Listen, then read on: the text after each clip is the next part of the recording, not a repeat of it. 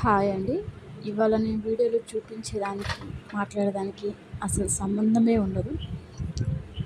మామూలుగా నేను ఇవాళ స్కూల్ దగ్గరికెళ్ళానండి, పిల్లల స్కూల్ దగ్గరికి. అక్కడ చూసాను.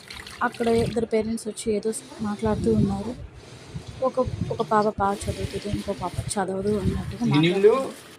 అక్కడ వాళ్ళ స్కూల్లో మాస్టర్ ఏం చెప్తున్నారంటే, ఆ చదివే పిల్లల మీద పెట్టుబడి పెట్టండి, చదవని పిల్లల మీద పెట్టుబడి పెట్టద్దండి అని చెప్పారు. అప్పుడు వాళ్ళ పేరెంట్స్‌లో ఎవరో ఒకరు అడిగి, మరి ఆ పాపని ఏం చేయాలండి అని అడిగారు. ఏదో పనిలో చేర్పించండి, ఇప్పటి నుంచి పనొస్తది అన్నారు. అసలు అది వినడం వల్ల నాకు అదొక రకమైన ఫీలింగ్.